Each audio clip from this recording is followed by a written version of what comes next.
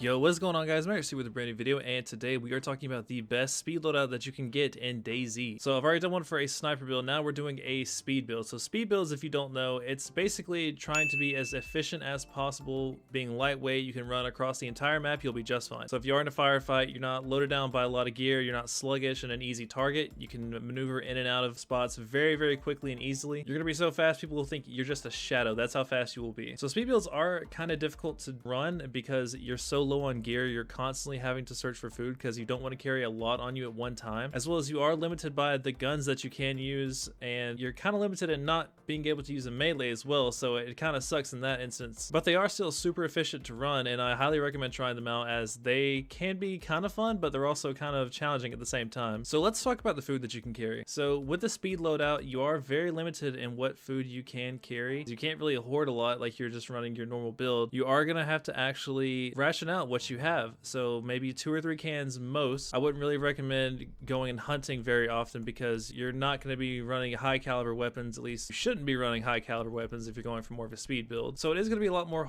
difficult to farm. You can always, of course, kill chickens whenever you reach towns and just go ahead and eat them there over a fire. I do recommend that, but I also recommend keeping on you at all times, maybe 3 cans of food maximum, and I would say at least 1 bottle of water, of course, but the water may not be as dire as at least the 3 cans. Now for normal clothing, of course, you have to be careful because whenever you do get wet, and I mean soaking wet from the rain, you are going to get absolutely screwed. It is going to eat all of your stamina up. So you may be at, let's say, 80% of your stamina bar on the bottom left, and whenever you get soaking wet, let's say it drops you down to about 50, it's going to really hurt you. My best recommendation is to carry a rain jacket instead of a normal jacket, so that way you can at least have some type of rain resistance, and I definitely recommend to stay far away from any rivers, ponds, or anything else that will screw you over. The main key here is just to always keep track of the kilograms for each object that you are having on you at all times. So of course you're trying to limit it as much as possible, so keep that in mind when you are searching for clothes. Just keep a rain jacket and whatever else you can find that is absolutely lighter than what you have on you at that moment in time. Now let's talk about what truly matters: guns. So guns in speed builds are kind of weird. You're limited to maybe submachine guns and I'd say 1 assault rifle at most, and the only assault rifle that I do recommend is actually the AK-74U, mostly because it's going to be lighter than the other ones. It's not nearly as heavy as an M4 or a normal AK, and you still get the high caliber rounds, so you're not really trading off too much there. It's pretty good. Submachine guns I do recommend a lot more as it's easy to find the suppressors for them, and usually I do find a lot more attachments for them as well. That's just how I feel personally about it, at least. The ammo is super easy to find, you can hoard a lot of it, and you shouldn't have any issues. The only issue you might run into is magazines for them, because I do have a hard time finding certain magazines. For like the SG5 magazine I find all the time, but the USG45 I hardly ever find. So you'll kind of have to change this based on whatever you're doing in your game and what's going on exactly. It's not clear cut. Maybe you found 3 SG5 mags and you finally found your SG5, definitely run that. Or maybe you can only find Scorpion stuff, which in that case, good luck to you. It's kind of GG. If you do decide to run just a normal,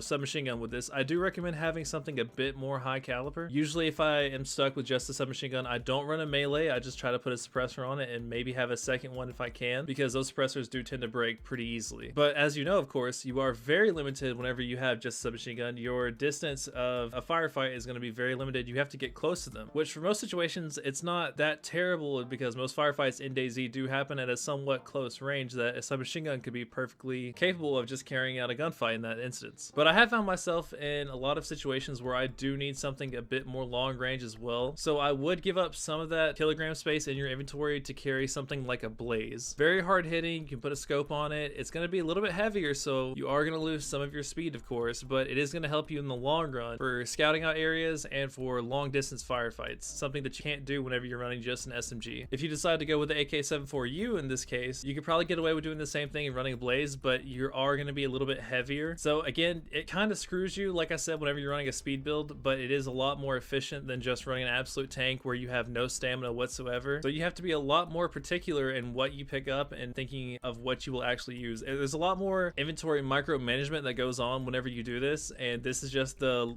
foundation essentially of what you need to do. Of course, it is going to be entirely up to you. You can kind of change this however you see fit, but in my personal experience, it's just so much easier carrying an SMG and maybe a little long range rifle, something that's not very heavy, so that way you're not at such a huge disadvantage whenever you're at a fight from a distance. It's still going to be a little bit more because you're still going to fight the guy with the M4 who's going to be super kitted out, but of course the reason you're running the speed build is so that way you can maneuver maneuver correctly and get into better spots, and that way you can kind of dodge them. And flanking is going to be so much easier with it as well. So it's got perks, of course, but it also has a lot of downfalls. Yeah, guys, that is going to do it for today's video. Let me know if there's anything you would change in the comments down below. Maybe you run speed builds all the time, you have something different for everyone else. Let them know in the comments down below. Thank you guys so much for watching, and peace.